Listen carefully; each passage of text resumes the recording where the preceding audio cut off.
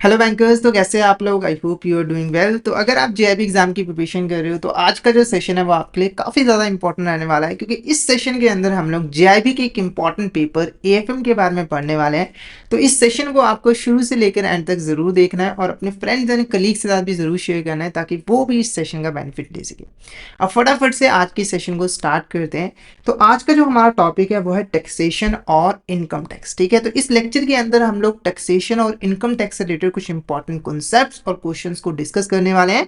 तो आज का जो हमारा फर्स्ट क्वेश्चन है वो है, डैश इज अ मैंडेटरी फी और financial charge levied by any government on individuals and organization to collect revenue for public works providing the best facilities and infrastructure। ठीक है, तो एक ऐसी मैंडेटरी फी फाइनेंशियल चार्ज जो कि एक गवर्नमेंट इंडिविजुअल्स और ऑर्गेनाइजेशंस के ऊपर लेवी करती है, इम्पोज करती है, ताकि वो उससे रेवेन्यू कलेक्ट कर सके और उस रेवेन्यू को पब्लिक वर्क्स के लिए यूज कर सके, पब्लिक को अच्छा फैसिलिटीज प्रोवाइड करने के लिए यूज कर सके, अच्छा इंफ्रास्ट्रक्चर प्रोवाइड करने के लिए यूज कर सके। तो इसका जो आंसर है वो है tax is a correct answer. आप सभी को पता है कि जो देश की गवर्नमेंट होती है उसकी रिस्पॉन्सिबिलिटी होती है कि वो देश की ग्रोथ करे, देश की डेवलपमेंट करे, साथ ही साथ देश के जो लोग हैं उनकी भी यहाँ पर डेवलपमेंट करे, उनकी भी ग्रोथ करे। इस काम को करने के लिए गवर्नमेंट को पैसा चाहिए और टैक्स जो है वो एक अच्छा सोर्स ऑफ रेवेन्यू है, जहां से मैक्सिमम रेवेन्यू जो है वो गवर्नमेंट कमाती है और उसको यूज करती है पब्लिक वर्क्स के लिए। ठीक है, यानी कि वो पब्लिक से पैसा लेकर उसको पब्लिक के लिए ही जो है वो यूज करती है। ठीक है, अब कुछ इंपॉर्टेंट पॉइंट्स हैं जो कि टैक्स के बारे में आपको पता होने चाहिए। जो टैक्सेस होते हैं वो कंपल्सरी पेमेंट्स होते हैं। इनका क्या मतलब हुआ कि अगर एक बार गवर्नमेंट ने किसी एंटिटी या फिर ऑर्गेनाइजेशन के ऊपर टैक्स लगा दिया तो उसे कंपल्सरी टैक्स पे करना ही पड़ेगा। यानी कि सामने वाला बंदा ये नहीं कह सकता कि मेरा मन नहीं है टैक्स पे करने का और मैं टैक्स नहीं पे करूंगा, ऐसा नहीं हो सकता। अगर वो टैक्स नहीं पे करता है, गवर्नमेंट की बात नहीं मानता है, तो उसके ऊपर लीगल एक्शन लिए जाएंगे, उसको लीगल कॉन्सिक्वेंसेज जो है वो फेस करने पड़ेंगे। ठीक है, और जो टैक्स होती है वो देश की गवर्नमेंट लगाती है और वो इंडिविजुअल बिजनेस और अदर एंटिटीज सभी पे टैक्स जो है वो लगाती है। ठीक है, उसके बाद आपको ध्यान रखना है कि टैक्स को लेवी करने का और कलेक्ट करने का जो राइट है वो सिर्फ और सिर्फ गवर्नमेंट अथॉरिटीज के पास होती है।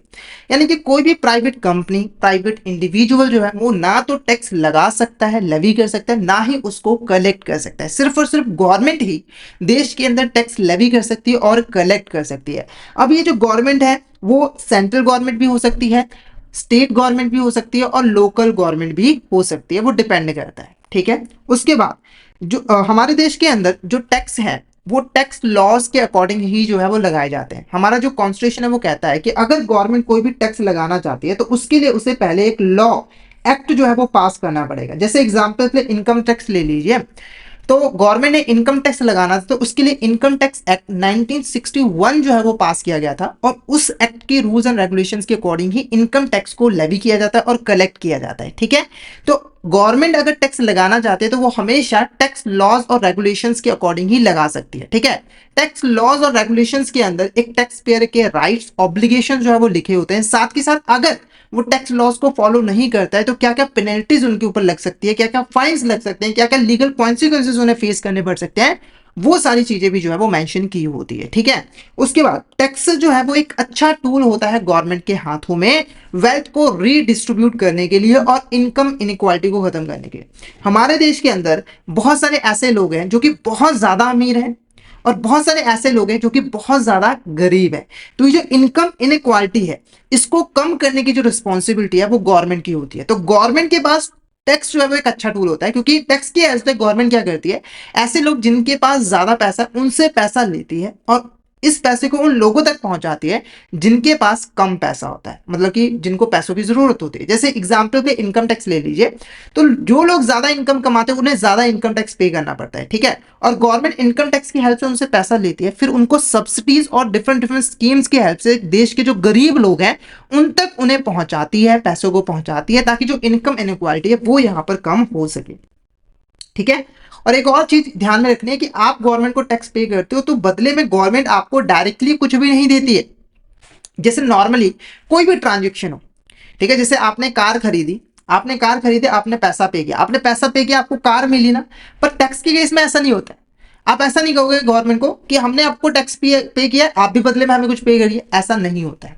गवर्नमेंट आपको डायरेक्टली कुछ भी नहीं देती है। ओके, नेक्स्ट क्वेश्चन की बात करते हैं। Dash are taxes that are impose directly on individual entities and can not be transferred और शिफ्टेड टू अदर्स। ठीक है, तो ऐसे टैक्सेस जो कि गवर्नमेंट डायरेक्टली इंडिविजुअल्स और एंटिटीज पे इम्पोज करती है, लेवी करती है, और इस टैक्स को कोई भी टैक्स पेयर जो है किसी दूसरे पर्सन पे शिफ्ट नहीं कर सकता है। तो इन टैक्सेस को हम कहते हैं डायरेक्ट टैक्सेस। जैसे एग्जांपल के लिए इनकम टैक्स। इनकम टैक्स जो है वो एक तरह का डायरेक्ट टैक्स होता है। अब इसकी फंक्शनिंग को हम एक सिंपल सी एग्जांपल की हेल्प से समझेंगे ताकि आपको और क्लैरिटी हो जाए कि डायरेक्ट टैक्सेस एक्चुअली में होते क्या। तो मान के चलिए एक ए पर्सन है, ठीक है, उसने एक साल के अंदर 10 लाख रुपए की इनकम जो है वो कमाई है। अब गवर्नमेंट ने देखा कि 10 लाख रुपए इसने कमाया है तो इसके ऊपर आप टैक्स लगाया जाएगा। तो गवर्नमेंट ने ए पर्सन के ऊपर इनकम टैक्स लगा दिया। मान के चलिए 10% यहाँ पर टैक्स रेट है। तो ए पर्सन ने अपनी इनकम का 10% यानी कि 1 लाख रुपए जो है वो गवर्नमेंट को डायरेक्टली जो है वो पे कर दिया। अब इसकी जी इस एग्जाम्पल के अंदर एक चीज नोटिस करिए कि ये जो टैक्स है वो गवर्नमेंट के द्वारा डायरेक्टली जो है वो टैक्स पेयर के ऊपर जो है वो लगाया गया, यानी कि उस पर्सन के ऊपर लगाया गया है जिसको टैक्स पे करना है। ठीक है, और जो टैक्स है वो डायरेक्टली टैक्स पेयर जो है वो गवर्नमेंट को पे कर रहा है, कोई भी बीच में इंटरमीडिएरी जो है वो नहीं है। साथ ही साथ ए पर्सन जो है इस टैक्स को किसी दूसरे पर्सन के ऊपर शिफ्ट भी नहीं कर सकता, यानी कि वो किसी बी पर्सन को नहीं कह सकता है कि आप मेरे बिहाफ पर मेरा टैक्स जो है वो पे कर दीजिए। तो ये जो टैक्स है वो आपका डायरेक्ट टैक्स जो है वो कहलाएगा। ठीक है, अब बात करते हैं नेक्स्ट क्वेश्चन की। Dash are taxes that are imposed indirectly on individuals और entities and can be transferred और शिफ्टेड टू अदर्स। ऐसे टैक्सेस जो कि गवर्नमेंट जो है वो इनडायरेक्टली इंडिविजुअल और एंटिटीज पे लगाती है और इस टैक्स को एक पर्सन से दूसरे पर्सन पे शिफ्ट किया जा सकता है। तो इस टैक्स का आंसर जो है वो है इनडायरेक्ट टैक्स। ठीक है, अब इसको हम एग्जांपल की हेल्प से समझेंगे। तो एग्जांपल के आप जीएसटी ले लीजिए, गुड्स एंड सर्विस टैक्स, ये आपका इनडायरेक्ट टैक्स है। ठीक है, तो मान के चलिए एक यहाँ पर एबीसी का एक यहाँ पर ए पर्सन है, ठीक है, और यहाँ पर एक एक्सवाइजेड कंपनी है और यहाँ पर एक गवर्नमेंट। ठीक है, तो एक्सवाइजेड कंपनी ने ए पर्सन को एक फर्नीचर बेचा। ठीक है, और फर्नीचर की जो वैल्यू है वो है 50,000 रुपये। ओके, ठीक है, अब इसने यहाँ पर सेल की है। तो जब भी सेल होता है तो उसके ऊपर गुड्स और सर्विस टैक्स लगता है। तो गवर्नमेंट ने क्या बोला इसको, एक्सवाइजेड कंपनी को, कि आप टैक्स पे करिए। तो गवर्नमेंट ने क्या किया, टैक्स लगाया एक्सवाइजेड कंपनी पे। मान लीजिए जो टैक्स का रेट है वो है 10%। ठीक है, तो 50,000 का 10% 5,000 रुपए, तो 5,000 रुपए का यहाँ पर टैक्स जो है वो लगाएगा। अब ये जो 5,000 रुपए का जो टैक्स है वो एक्सवाइजेड कंपनी ने गवर्नमेंट को जो है वो पे कर दिया। ठीक है, अब एक्सवाइजेड कंपनी ने आगे क्या किया, ये जो 5,000 रुपए है ना इसको फर्नीचर की कॉस्ट में इंक्लूड किया और इसका जो प्राइस है ना वो 55,000 रख दिया और 55,000 में ए को जो है वो सेल कर दिया। ठीक है, तो ए ने यहाँ पर 55,000 रुपीज एक्सवाइजेड कंपनी को पे किए, जिसमें से 50,000 रुपए तो फर्नीचर की वैल्यू थे और 5,000 रुपए यहाँ पर जो है वो टैक्स था।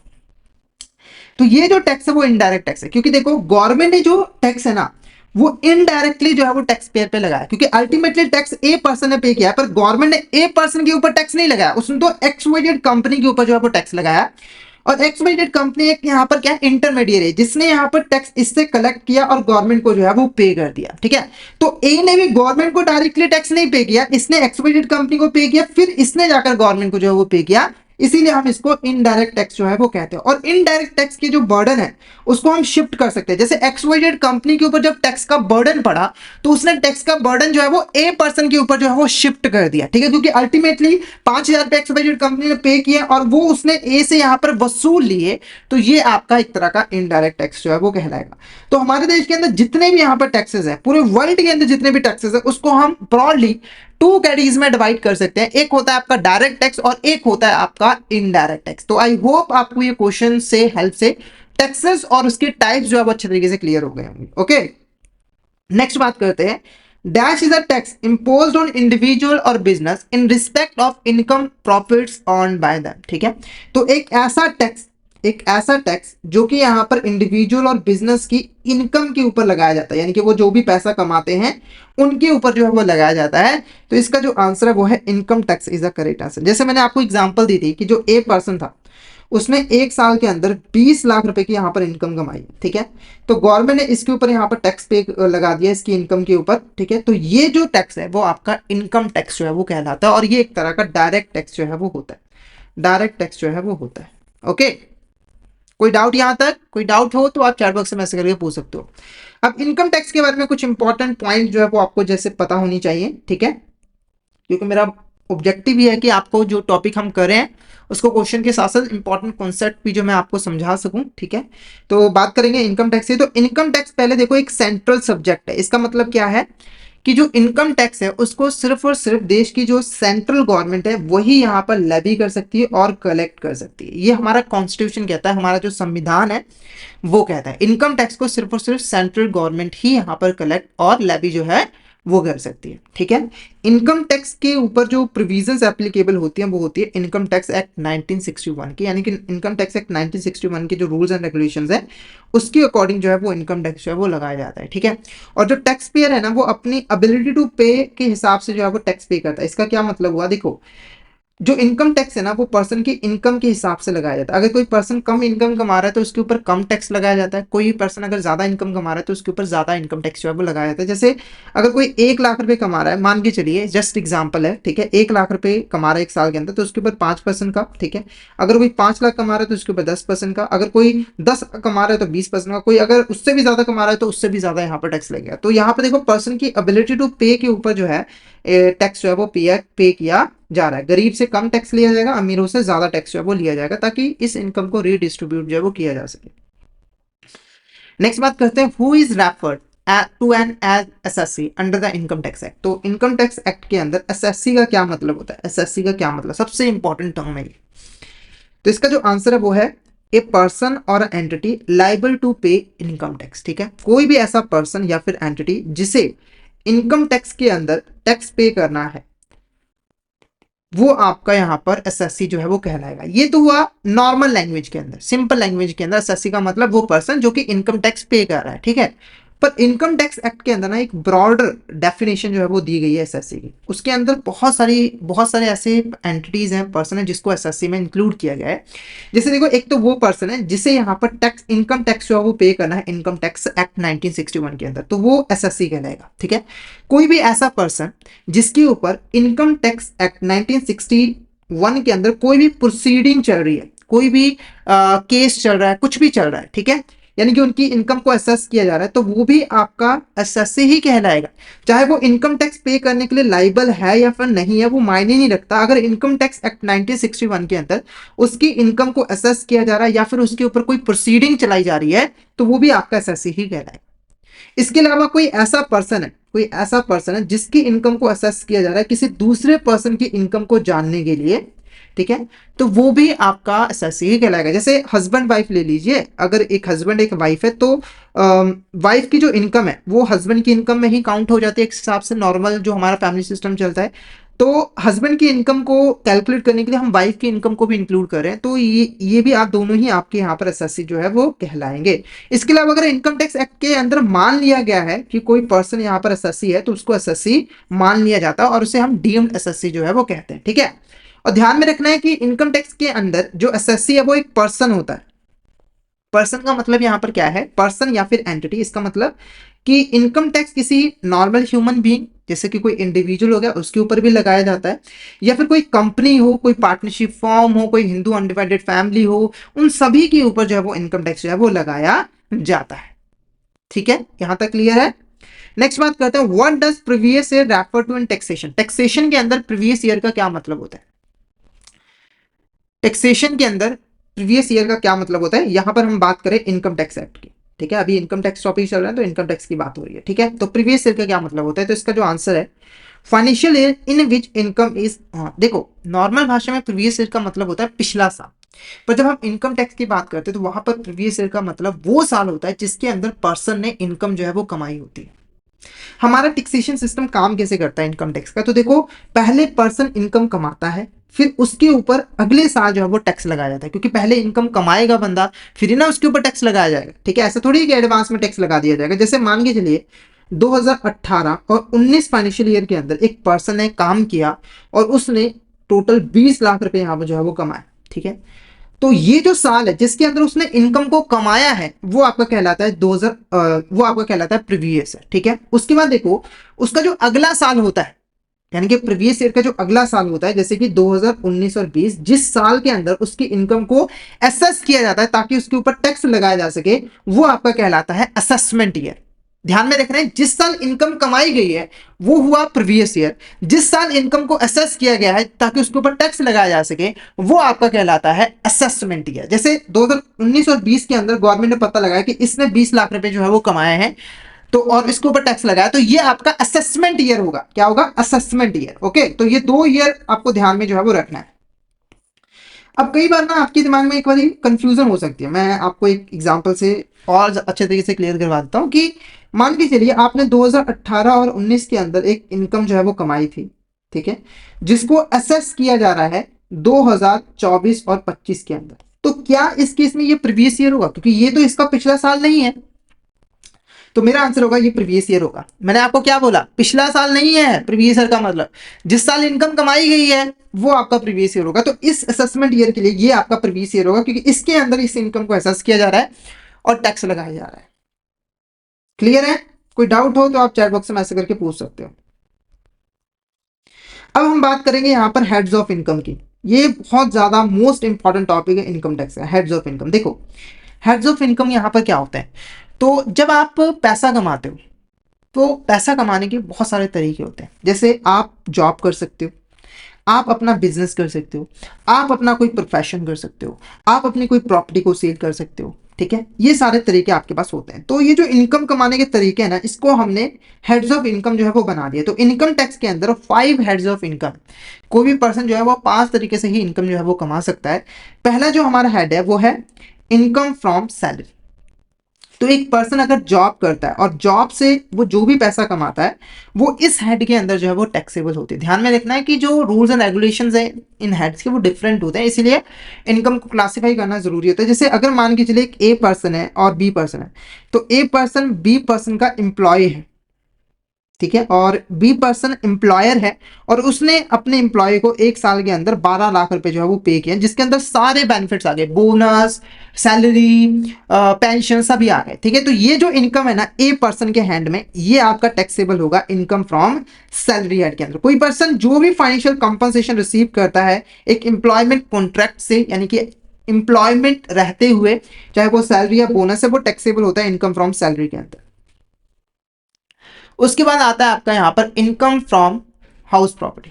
उसके बाद आता है आपका यहाँ पर income from house property. Income from house property यहाँ पर क्या होता है? देखो अगर किसी पर्सन के पास हाउस प्रॉपर्टी है और वो उसे रेंट पे दे देता है, वो रेंट पे देता है, तो जो भी वो रेंटल इनकम कमाता है, वो जो रेंटल इनकम है वो टैक्सेबल होती है इनकम फ्रॉम हाउस प्रॉपर्टी के अंदर।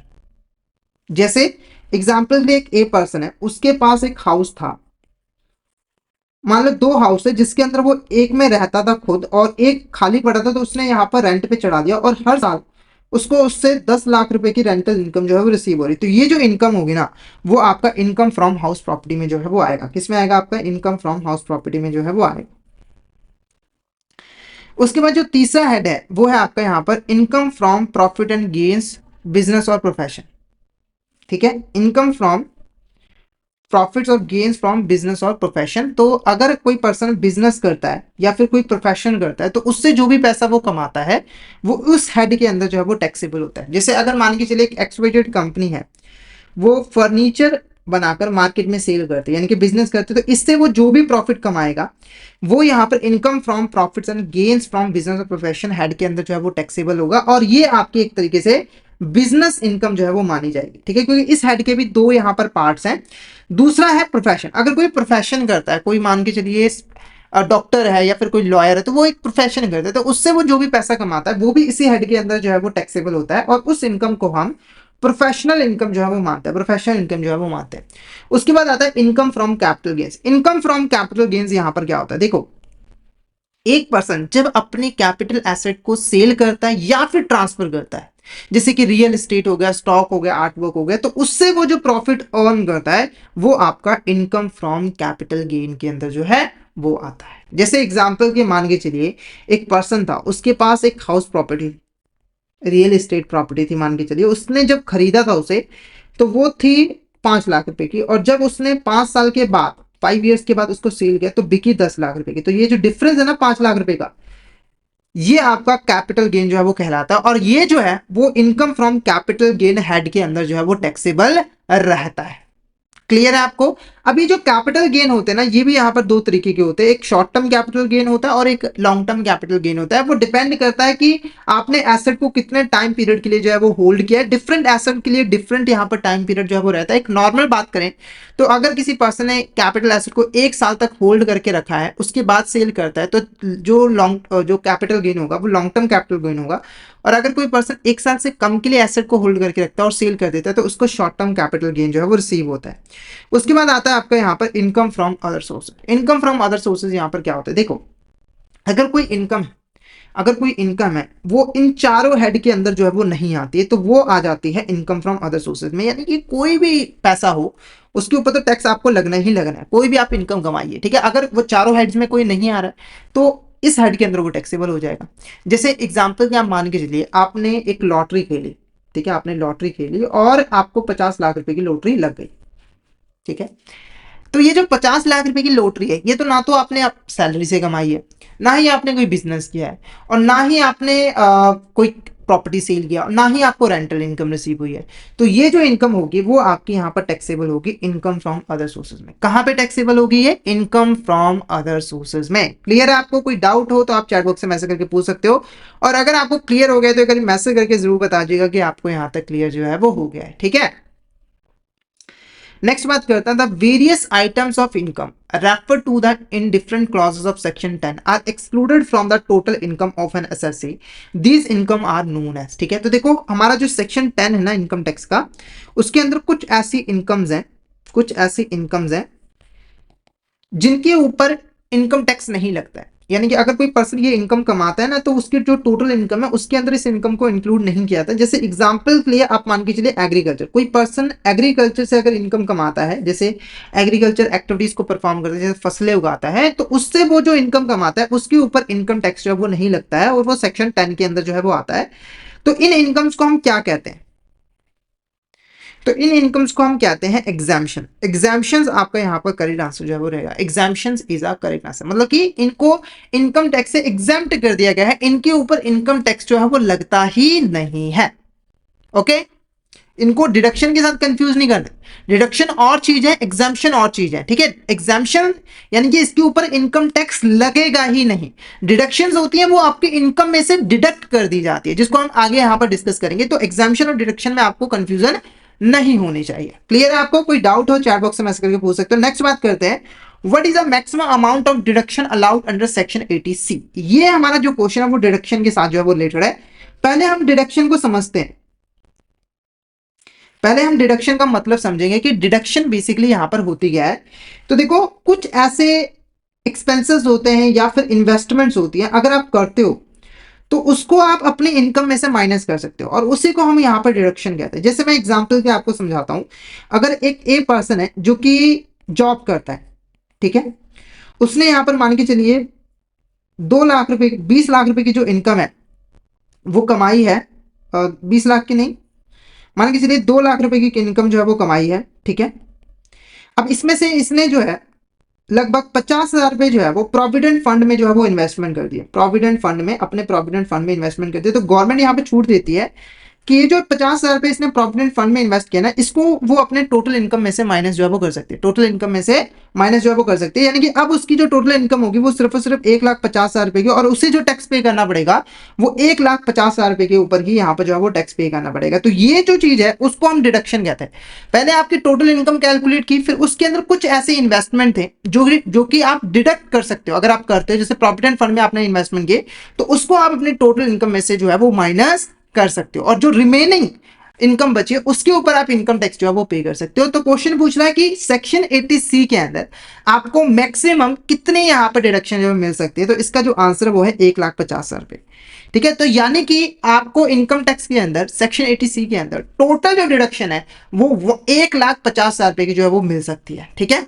जैसे यहां पर देखिए, अगर हम सेक्शन 80C की बात करें तो 5-6 ऐसी इन्वेस्टमेंट है। जैसे अगर आप प्रोविडेंट फंड में कोई डिपॉजिट करवाते हो, लाइफ इंश्योरेंस प्रीमियम पे करते हो, या फिर नेशनल सेविंग सर्टिफिकेट में इन्वेस्ट करते हो, या फिर आपने नेशनल हाउसिंग बैंक में कोई अमाउंट डिपॉजिट करवाई है, या फिर सुकन्या समृद्धि अकाउंट में कोई अमाउंट डिपॉजिट करवाई है, या फिर टर्म डिपॉजिट बैंक के साथ में करवाई है, तो यहां पर आपको सेक्शन 80C के अंदर जो है डिडक्शन मिल जाती है। और इन सभी का अगर आप टोटल करोगे तो टोटल आपको 1,50,000 रुपए का डिडक्शन मिलेगा।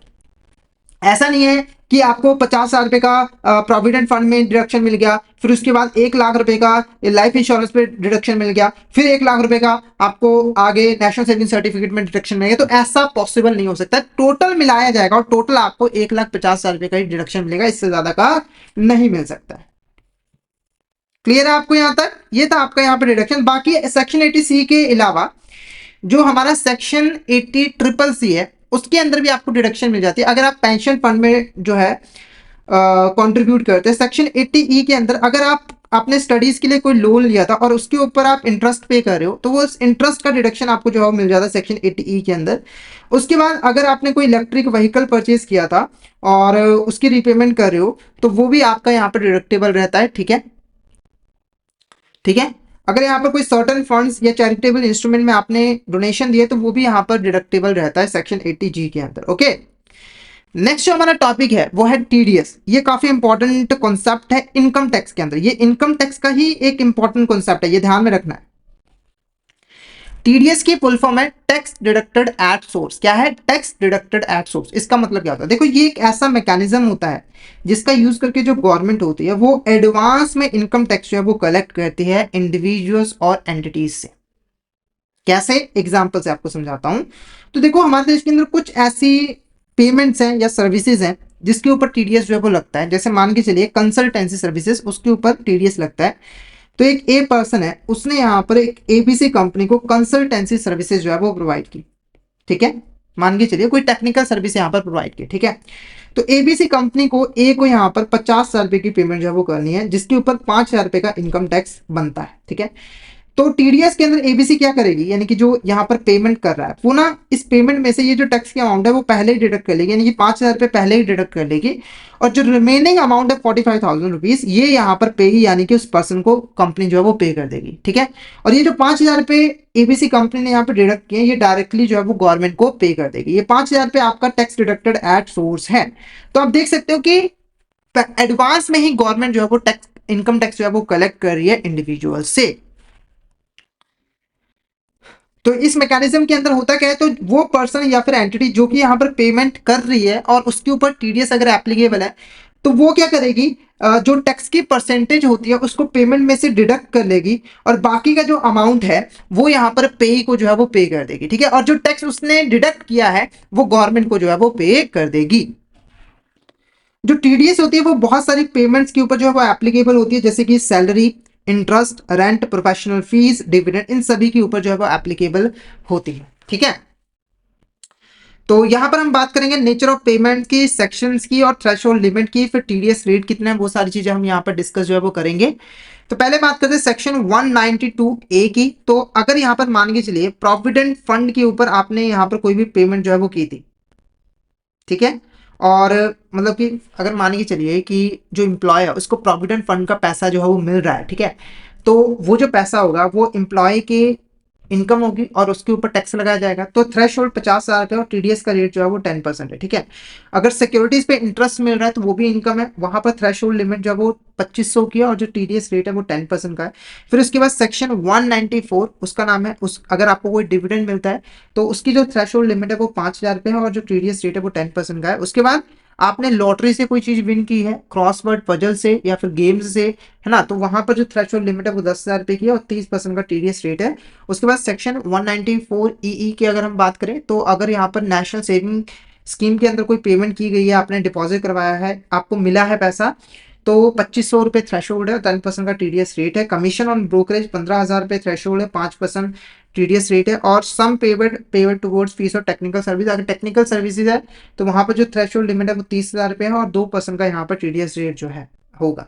तो इस तरीके से जो है टीडीएस लगता है। तो टीडीएस है क्या? टीडीएस है क्या? एक ऐसा मैकेनिज्म है जिसके थ्रू जो गवर्नमेंट है वो एडवांस में इनकम टैक्स कलेक्ट करती है। कैसे? तो जो पर्सन पेमेंट कर रहा होता है वो टैक्स की जो अमाउंट है वो डिडक्ट कर लेता है और बाकी का पैसा पे को पे कर देता है, और जो टैक्स उसने डिडक्ट किया होता है वो गवर्नमेंट को पे करता है। जैसे बेस्ट एग्जांपल जो एफडी वगैरह है ना, उसके ऊपर यहाँ पर टीडीएस लगता है, तो बैंक क्या करता है, आप जो भी टीडीएस का अमाउंट है वो डिडक्ट कर लेता है और बाकी का जो पैसा है वो आपको यहाँ पर दे देता है। ठीक है, तो ये बेस्ट एग्जाम्पल है आपके टीडीएस की। ओके, नेक्स्ट क्वेश्चन की बात करते हैं। Difference between tax calculated by company and tax authorities is known as. ठीक है, तो ये थोड़ा सा कॉम्प्लेक्स क्वेश्चन है, इसको थोड़ा सा विस्तार में हम जो है वो समझेंगे, डिटेल में समझेंगे। तो पहले हम बात करते हैं कि टैक्स, जो टैक्सेबल इनकम है वो कैसे यहाँ पर जो है वो कैलकुलेट की जाती है। टैक्सेबल इनकम को हम कैसे जो है वो कैलकुलेट करते हैं। देखो, जब हम एक कंपनी की बात करते हैं ना, तो कंपनी जो है वो टैक्सेबल इनकम को कैलकुलेट करने के लिए प्रॉफिट एंड लॉस अकाउंट बनाती है। ठीक है, प्रॉफिट एंड लॉस अकाउंट बनाते हैं, और प्रॉफिट एंड लॉस अकाउंट दो बनते हैं। एक प्रॉफिट एंड लॉस अकाउंट बनाया जाता है जो अकाउंटिंग प्रिंसिपल्स होते हैं उनको फॉलो करके। तो आपको पता होगा कि जो कंपनीज है वो अकाउंटिंग करती है, अकाउंटिंग के लिए कुछ यहाँ पर प्रिंसिपल स्टैंडर्ड्स बनाए गए हैं जो आईसीए जो है वो इशू करता रहता है समय समय पे। तो कंपनी क्या करेगी, उन अकाउंटिंग स्टैंडर्ड्स को फॉलो करके एक प्रॉफिट एंड लॉस अकाउंट जो है वो बनाएगी। उसके बाद ना कंपनी एक और प्रॉफिट एंड लॉस अकाउंट जो है वो बनाती है, और वो प्रॉफिट एंड लॉस अकाउंट बनाया जाता है जो हमारे टैक्स लॉज होते हैं उनको फॉलो करके। जैसे इनकम टैक्स की बात करें, तो इनकम टैक्स एक्ट की जो प्रोविजंस है उनको फॉलो करके जो है एक प्रॉफिट एंड लॉस अकाउंट जो है वो बनाया जाता है। ठीक है, यहां तक क्लियर है।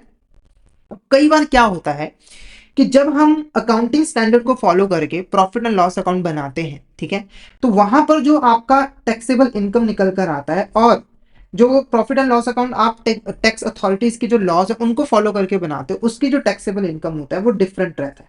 कैसे, प्रैक्टिकल एग्जांपल की हेल्प से यहां पर आपको समझाऊंगा। ठीक है, प्रैक्टिकल एग्जांपल की हेल्प से यहां पर समझाऊंगा। देखो, मान के चलिए यहाँ पर एक्सवाइजेड कंपनी है, ठीक है, उसने जब अकाउंटिंग स्टैंडर्ड को फॉलो किया तो उसका जो टैक्सेबल इनकम निकल कर आया वो निकल कर आया 50,000। ठीक है, और जब उसने टैक्स अथॉरिटीज के लॉस को फॉलो किया तो उसका जो टैक्सेबल इनकम निकल कर आया वो निकल कर आया 60,000 रुपीज। ठीक है, ये डिफरेंस क्यों आया है, तो डिफरेंस इसलिए आया है क्योंकि रूल्स एंड रेगुलेशन में थोड़ा सा डिफरेंस होता है। जैसे मैं एग्जांपल के मान के चलूँ कि जब हम अकाउंटिंग स्टैंडर्ड की बात कर रहे थे, तो जो डेप्रिसिएशन था वो था 20,000 रुपये। ठीक है, और जब हम टैक्स अथॉरिटीज की बात करें तो वहां पर जो डेप्रिसिएशन था वो 10,000 रुपये था, जिसकी वजह से ये 10,000 रुपये का जो डिफरेंस आपको देखने को मिला है। ठीक है, इससे आपकी, क्योंकि यहाँ पर 20,000 रुपये आपने डिडक्ट किए तो 50,000 रुपये टैक्सेबल इनकम पर, यहाँ पर सिर्फ 10,000 रुपये डिडक्ट किए तो 60,000 रुपये यहाँ पर इनकम आए। ठीक है, तो अब जो टैक्स की अमाउंट होती है वो भी यहाँ पर डिफरेंट आया। जैसे अगर 10% यहाँ पर टैक्स रेट है तो इसका अगर 10% निकाले तो वो 5,000 रुपये हुआ, और इसका 10% निकाले तो 6,000 रुपये हुआ। तो ये जो 1,000 रुपये का डिफरेंस है इसे हम यहाँ पर क्या कहते हैं, तो इसका आंसर है deferred tax is the correct answer. Deferred tax यानी कि अगर आप मान के चलिए अकाउंटिंग स्टैंडर्ड को फॉलो करके, अकाउंटिंग स्टैंडर्ड्स को फॉलो करके टैक्सेबल इनकम निकालते हो, और टैक्स अथॉरिटीज को फॉलो करके टैक्सेबल इनकम निकालते हो, तो उसके बीच में जो डिफरेंस आता है, और उस डिफरेंस की वजह से जो टैक्सेबल अमाउंट में डिफरेंस आता है, मतलब जो टैक्स आप पे करो उसकी अमाउंट में जो डिफरेंस आता है वो आपका डेफर्ड टैक्स जो है वो कहलाता है। अब ये जो डेफर्ड टैक्स होता है वो मेनली यहाँ पर दो तरीके का होता है। ये जो डेफर्ड टैक्स होता है वो मेनली यहाँ पर दो तरीके का होता है। एक आपका डेफर्ड टैक्स एसेट होता है और एक आपका डेफर्ड टैक्स लायबिलिटी होता है। ठीक है, तो ये ध्यान में रखना है, इसको हम प्रॉपर एग्जांपल के साथ समझेंगे। तो अगर किसी केस में मान के चलिए आपने एडवांस में टैक्स जो है वो पे कर दिया है, जैसे एग्जांपल के मान के चलिए आपने अपने बुक्स ऑफ अकाउंट के अंदर जो टैक्सेबल इनकम, यहाँ पे मैं लिख देता हूँ बुक्स ऑफ अकाउंट और टैक्स लॉस। ठीक है, टैक्स लॉस ताकि आपको ध्यान में रहे। ठीक है, तो जब हमने अपने अकाउंटिंग स्टैंडर्ड को फॉलो करके प्रॉफिट एंड लॉस बनाया तो हमारा जो प्रॉफिट आया, मतलब कि जो टैक्सेबल इनकम थी 50,000 रुपये थी, और जब हमने टैक्स लॉस को फॉलो किया तो वहां पर जो टैक्सेबल इनकम थी वो सिर्फ 40,000 रुपये थे, जिससे क्या हुआ कि नहीं नहीं, यहाँ पर मान के चलिए वो 60,000 रुपये, यहाँ पर 60,000। तो यहाँ पर आपको जो टैक्स पे करना था वो 5,000 रुपये का करना था, और यहाँ पर आपको पे करना था 6,000 रुपये का, तो डिफरेंस आया 1,000 रुपये का। तो ये आपका डेफर्ड टैक्स हो गया। अब ये डेफर्ड टैक्स एसेट है, यहाँ पर लायबिलिटी है, वो डिपेंड करता है कि आप टैक्स एडवांस में पे कर रहे हो या फिर कम टैक्स पे कर रहे हो। तो यहाँ पर देखो आपने रिकॉग्नाइज किया अपनी बैलेंस शीट के अंदर 5,000 रुपये टैक्स, पर आपने एडवांस में कितना पे कर दिया, यहाँ पर 6,000 रुपये जो है वो पे किया, यानी कि 1,000 रुपये आपने टैक्स एडवांस में पे किया है, तो ये आपका डेफर्ड टैक्स एसेट जो है वो कहलाएगा। यानी कि अगर आपने जो टैक्स अमाउंट है वो ज्यादा पे कर दी है, ठीक है, और उसको अभी तक आपने इनकम स्टेटमेंट में रिकॉर्ड नहीं किया है, तो वो आपका डेफर्ड टैक्स एसेट कहलाएगा। जैसे आपने 1,000 रुपये यहाँ पर ज्यादा टैक्स जो है वो पे कर दिया था, क्योंकि टैक्स देखो टैक्स अथॉरिटीज तो जितना टैक्स बनती है उतना ही टैक्स आपसे वसूलेगी ही, तो आपने 1,000 रुपये ज्यादा पे कर दिया, पर अभी तक इनकम टैक्स में, इनकम स्टेटमेंट में जो आपने प्रॉफिट एंड लॉस अकाउंट बनाया है उसके अंदर आपने रिकॉर्ड जो है वो नहीं किया है। तो आगे चलकर आपको इसका बेनिफिट मिलेगा, यानी कि आपको आगे चलकर कम टैक्स जो है वो पे करना पड़ेगा। ठीक है, तो ये आपका डेफर्ड टैक्स एसेट होगा। अगर किसी केस में आपको टैक्स जो है वो कम पे करना पड़ा है, जैसे एग्जांपल के लिए आपने जब अकाउंटिंग स्टैंडर्ड को फॉलो किया तो आपका जो टैक्स बना वो बना यहाँ पर 5,000 रुपये का, ठीक है। और जब आपने यहाँ पर टैक्सेबल लॉस को फॉलो किया, जब आपने टैक्स लॉस को फॉलो किया तो जो आपके टैक्स की अमाउंट बनी वो सिर्फ और सिर्फ 4,000 रुपए बनी और 1,000 रुपए का डिफरेंस है जो डेफर्ड टैक्स हो गया। अब इस केस में आपको जो एक्चुअली में टैक्स पे करना पड़ा है वो सिर्फ और सिर्फ 4,000 रुपए ही पे करना पड़ेगा, यानी कि 1,000 से कम टैक्स जो है वो पे करना पड़ा है। तो ये आपकी यहाँ पर डेफर्ड टैक्स लायबिलिटी जो है वो कहलाएगी। अगर आपको टैक्स ज्यादा एडवांस में आपने पे कर दिया तो डेफर्ड टैक्स एसिड होगा, और अगर आपने टैक्स जो है वो कम पे किया है जो आपका टैक्स लॉस के अकॉर्डिंग आया है तो वो आपका यहां पर क्या कहलाएगा, डेफर्ड टैक्स लायबिलिटी जो है वो कहलाएगा। ठीक है। अब ये जो डिफरेंसेस आते हैं ना, ये जो टैक्सेबल इनकम में डिफरेंसेस आपको देखने को मिलते हैं, इसके पीछे जो रीजंस होते हैं वो दो तरीके के होते हैं। एक होता है परमानेंट डिफरेंस और एक होता है टेम्पररी डिफरेंस। जैसे परमानेंट डिफरेंस का मतलब है कि इसको हम आगे फ्यूचर में जाके सेटल नहीं कर सकते। जैसे 5,000 पे आपका यहाँ पर टैक्स आया और 6,000 पे टैक्स आया, ठीक है, टैक्स लॉस को फॉलो करके और बुक्स ऑफ जो अकाउंटिंग स्टैंडर्ड्स है उनको फॉलो करके। ठीक है। तो ये जो डिफरेंस है टैक्स अमाउंट के अंदर, आप इसके पीछे जो रीजन है वो दो तरीके के हो सकते हैं। एक परमानेंट रीजन हो सकता है, मतलब कि इसको आगे चलकर हम सेटअप नहीं कर सकते, यानी कि इनको आगे चलकर हम मैच नहीं कर पाएंगे। ठीक है। जैसे एग्जांपल में अगर कोई ऐसा एक्सपेंस था जिसको आपने अपने बुक्स ऑफ अकाउंट के अंदर अकाउंटिंग स्टैंडर्ड के अकॉर्डिंग एक एक्सपेंस माना, ठीक है, पर टैक्स लॉस के अकॉर्डिंग वो एक्सपेंस नहीं है, तो ये आपकी इनकम में से डिडक्टेबल नहीं होगा। तो ये जो डिफरेंस होगा वो परमानेंट डिफरेंस होगा, क्योंकि आगे चलकर आप कभी भी उस एक्सपेंस को अपनी इनकम में से डिडक्ट नहीं कर सकते हैं टैक्स लॉस के अकॉर्डिंग। ठीक है। तो ये परमानेंट डिफरेंस होगा। एक टेम्पररी डिफरेंस होता है कि वो एक साल डिफर हुआ है, अगले साल उसको मैच कर लेंगे। जैसे कि जो डेप्रिसिएशन है, अगर मान के चलिए टैक्स लॉस के अकॉर्डिंग डेप्रिसिएशन आपका 10,000 रुपए बन रहा है अकाउंटिंग स्टैंडर्ड के अकॉर्डिंग और टैक्स लॉस के अकॉर्डिंग 20,000 रुपए बन रहा है, तो आगे चलकर इसको हम सेटअप कर सकते हैं, यानी कि आगे चलकर आपका जो डेप्रिसिएशन है वो टैक्स लॉस के अकॉर्डिंग कम आ जाएगा और अकाउंटिंग स्टैंडर्ड के अकॉर्डिंग ज्यादा आ जाएगा, जिससे आपका यहाँ पर मैच हो जाएगा। तो ये जो डिफरेंस है वो आपके मेनली यहाँ पर दो तरीके के जो है वो रहते हैं। क्लियर है आपको यहाँ तक? अगर कोई डाउट हो तो आप चैट बॉक्स से मैसेज करके पूछ सकते हो। तो ये हमारा यहाँ पर चैप्टर था इनकम टैक्स। तो आई होप आपको ये अच्छे तरीके से क्लियर हो गया होगा। अगर आपको कोई भी डाउट आता है तो आप चैट बॉक्स से मैसेज करके पूछ सकते हो, और अगर आपको क्लियर हो गया तो एक मैसेज करके जरूर बता दीजिएगा कि आपको यहाँ तक क्लियर जो है वो हो गया। उसके बाद जो नेक्स्ट टॉपिक है हमारा वो है गुड्स एंड सर्विस टैक्स। क्या है आपका यहाँ पर? Goods and service tax. अब ये गुड्स एंड सर्विस टैक्स होता क्या है, तो यहाँ पर डेफिनेशन देखिए। गुड्स एंड सर्विस टैक्स क्या है? एक तरह का इनडायरेक्ट टैक्स है जो कि हमारे देश के अंदर गुड्स और सर्विसेज की सप्लाई पे जो है वो लगाया जाता है, यानी कि जब भी गुड्स और सर्विसेज की सप्लाई की जाएगी तब तब यहाँ पर जीएसटी जो है वो लगेगा। ठीक है।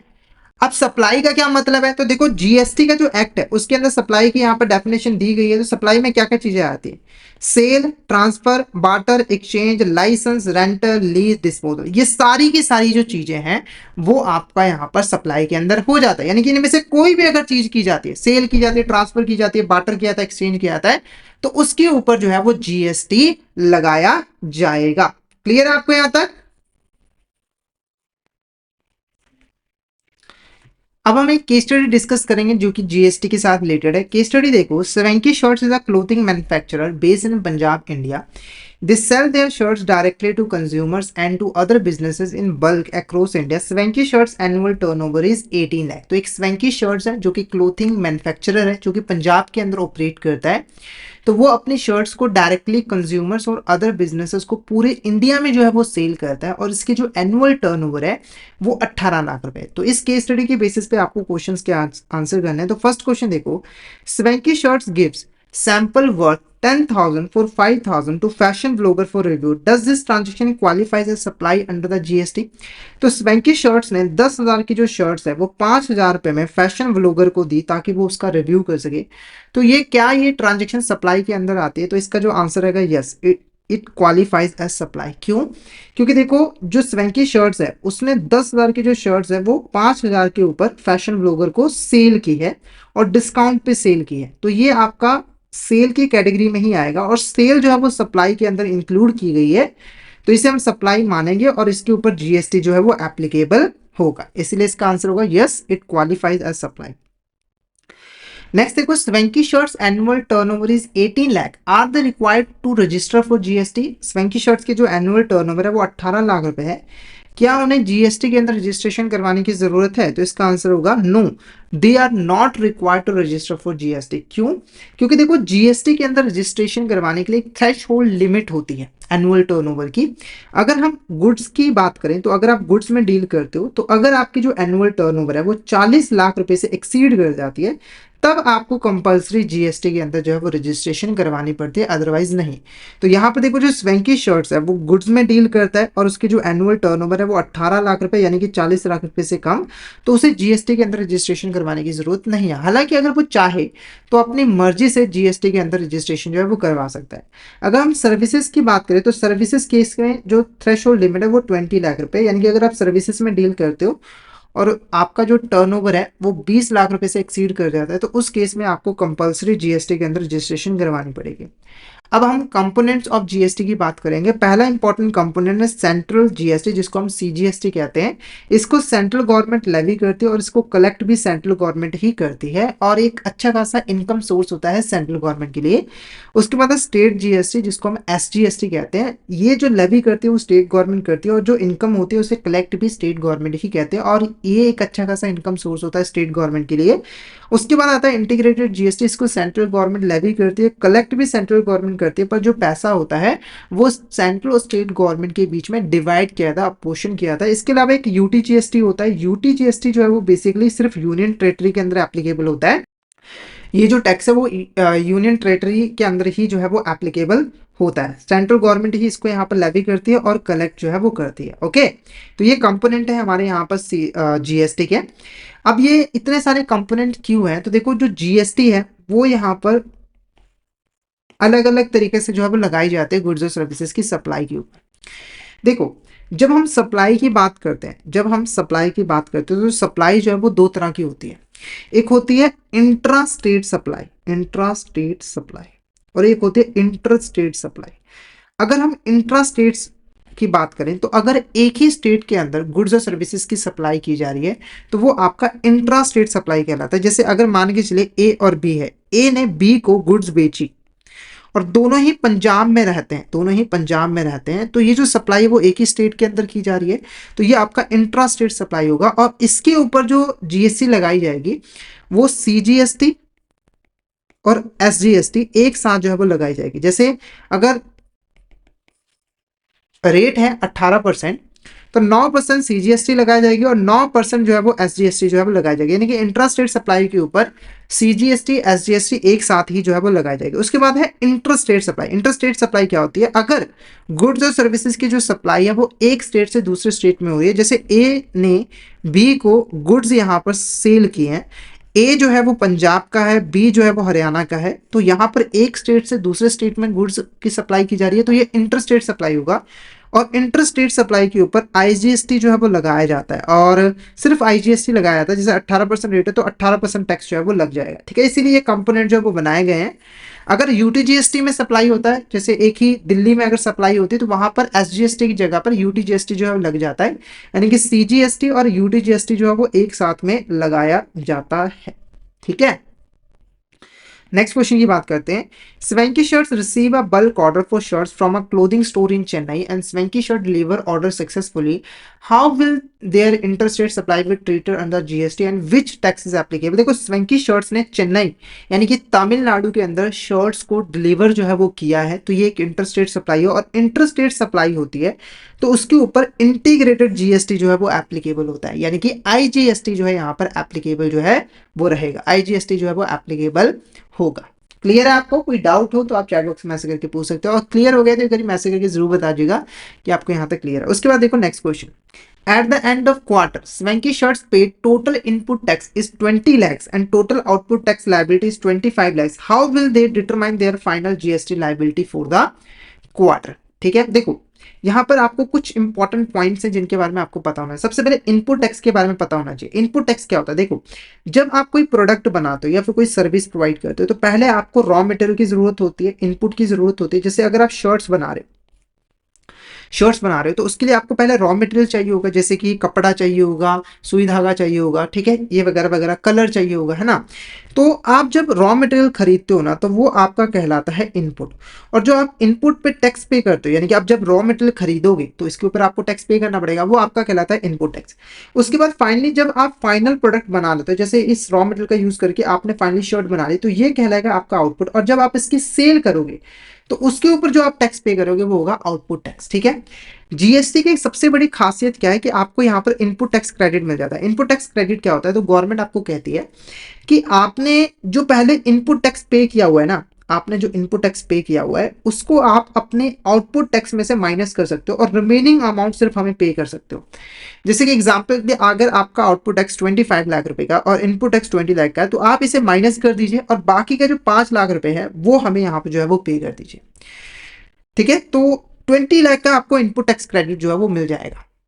तो यहां पर जो टैक्स लाइबिलिटी होगी वो 5 लाख रुपए की होगी, यानी कि जो स्वेंकी शर्ट्स है उसे गवर्नमेंट को 5 लाख रुपए जो है वो पे करने पड़ेंगे। क्यों? क्योंकि उसे इनपुट टैक्स क्रेडिट मिल जाएगा। जेन्युइन सी बात है कि ये जो 20 लाख रुपए टैक्स पे किया गया है ये उसी प्रोडक्ट के ऊपर किया गया है जिसके ऊपर आप फिर से 25 लाख रुपए का टैक्स जो है वो पे कर रहे हो। तो टोटल 25 लाख रुपए का टैक्स है, 20 पहले ही आपने पे कर दिया, तो ये आप वापस ले लीजिए, बाकी का 5 हमें पे कर दीजिए, ठीक है, ताकि जो कंज्यूमर है उसके ऊपर टैक्स का बर्डन जो है वो ज्यादा ना पड़े। नेक्स्ट बात करते हैं, Swanky Shirts receives a bulk order of 4 shirts from a clothing store in Chennai. Swanky Shirts deliver order successfully, in which state will GST levied on this sale. देखो यहाँ पर ये जो ट्रांजेक्शन हुई है उसके अंदर 2 स्टेट्स हैं, एक पंजाब और एक तमिलनाडु है। तो क्वेश्चन उठता है कि जो जीएसटी वो किस स्टेट के अंदर एप्लीकेबल होगा। जैसे आईजीएसटी अगर लगेगा तो पैसा जो है वो स्टेट गवर्नमेंट को मिलेगा ना, तो किस स्टेट गवर्नमेंट को मिलेगा, पंजाब स्टेट गवर्नमेंट को या फिर तमिलनाडु स्टेट गवर्नमेंट को। तो इसका जो आंसर रहेगा वो रहेगा आपका तमिलनाडु।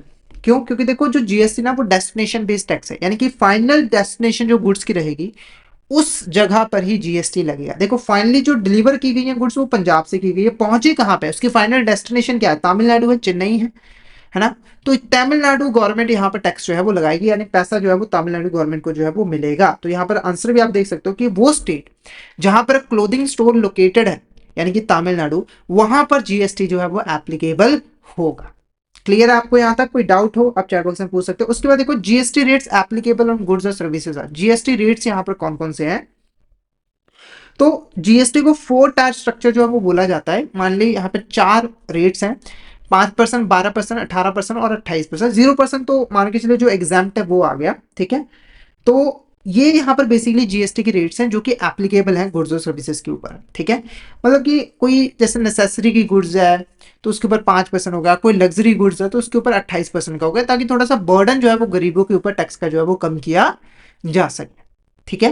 इसी के साथ मैं आपको ना यहाँ पर जीएसटी काउंसिल के बारे में यहाँ पर बताना चाहूंगा। जीएसटी काउंसिल बेसिकली वो बॉडी है जो कि जीएसटी से रिलेटेड इंपॉर्टेंट डिसीजंस लेती है, जैसे कि जीएसटी का रेट क्या होगा, किस गुड्स पे कितना रेट जो है वो एप्लीकेबल होगा, कौन सी ऐसी गुड्स होंगी जिनके ऊपर जीएसटी एप्लीकेबल नहीं होगा, यानी कि एग्जाम्प्ट होगा, वो सारे डिसीजन लेते हैं।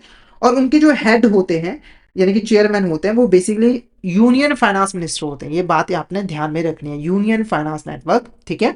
और एक आपका ना जीएसटी एन होता है, यानी कि goods and service tax network, जहां पर जीएसटी से रिलेटेड सारा का सारा काम जो है वो किया जाता है। इलेक्ट्रॉनिक प्लेटफॉर्म है जहां पर आप जीएसटी से रिलेटेड जितने भी काम है, अप्लाई करना, रजिस्ट्रेशन करवाना, पे करना, इनपुट टैक्स क्रेडिट क्लेम करना, वो सारे फंक्शंस आप जो है वो परफॉर्म कर सकते हैं, ठीक है। तो यहाँ पर हमने जीएसटी से रिलेटेड कुछ इंपॉर्टेंट कॉन्सेप्ट्स को इस केस स्टडी की हेल्प से समझा। सबसे पहले आपको ये बात पता लगी कि जो जीएसटी है वो स्टेट गवर्नमेंट सेंट्रल गवर्नमेंट दोनों ही यहाँ पे जो है वो लेवी करती है और पैसा जो है वो कमाती है।